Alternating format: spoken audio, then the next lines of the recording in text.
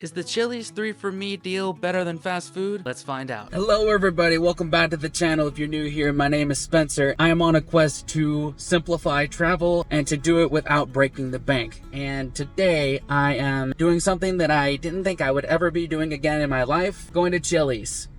It's been a long time since I've been to Chili's. I can't even remember a time that I've even been to it, but there's a couple items that have been making the rounds on social media, so I figure I'm on my way up to Northern Virginia again to do a dog sitting assignment, and I figure I would see if these deals are worth it. Let's go into Chili's, shall we? Fun facts about Chili's: it was founded in 1975 at a converted postal station on Greenville Avenue in the Vickery Meadows area of Dallas, Texas by Larry Levine. This American and Tex-Mex fusion chain restaurant boasts 1,600 locations worldwide in 37 countries as of the year 2020. My first attempt at being stealthy while recording in a restaurant. It's my first time recording actually in person, so let me know. Do you think I got caught? Anyway, it took me about a minute to get seated, which was kind of odd considering the place was half empty and it was a college town on a Friday. I won't hold it against them though.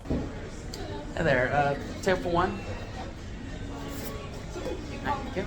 Once I got seated, I noticed that the table was clean, the menu was plentiful, and I knew I was gonna have a good time. Right there's the elusive 3 for Me menu. Plenty of options on there, but we'll get to that a little bit later. I could see how this place would be really popping on a Friday night or a Saturday night or when the game is on. This is a college town, by the way, but this was 3 in the afternoon, so don't judge it too harshly. On every table, they had these little iPad things that I thought were just for games, which for $3 you could play while your food's waiting, but it actually serves more than just that purpose. Stick around to find out what it is. First thing out was a water in a mug with the best type of ice, the small pebble crushed ice. Fight me, that is the best type of ice. Next came my tall Miller Lite and my tall Coca-Cola. The Coca-Cola was part of the 3 for Me, the beer was not. Yes, I have 3 drinks on the table here. I'm generally more thirsty than your mom is on Tuesday nights after I pull through, so sue me. Before I talk about the next part of the 3 for Me, let me just take you through the struggles of trying to be stealthy and filming a food review in a chain restaurant. As you can see there, the waiter came through and I had to duck down the phone for a second, but I'm pretty sure they're used to this shit by now. I probably shouldn't have done that anyway. First, it's the chipped in salsa, which not only is the part of the 3 for Me that I got, but it's also my favorite salty snack and favorite game day food. That and along with a nice cold beer. You could definitely tell the chips were fresh and the salsa was flavorful. On the upper part of white people spicy, which is kind of a medium for me, but very enjoyable nonetheless. About 9 out of 10, I'd say. Not part of the 3 for Me, but I got the Nashville fried mozzarella, which has been going crazy viral online. And I could see why. The perfect combination of flavors with the Nashville hot and the mozzarella and this ranch here. It was crispy on the outside. It had a nice cheese pull. It wasn't as good as it could be online, but hey, I did decently, I think. And don't you sleep on that ranch. That is some of the best restaurant ranch I've had. My only drawback is that it's very heavy and I could only eat one of them, and that Nashville hot isn't really hot. It's more like a mild to medium for me. For that, I'm giving it 7, 8 out of 10. Now, the piece de resistance, the last part of the 3 for Me, aka the smash burger and fries. When I tell you this burger was an absolute game changer, I am not even joking. It was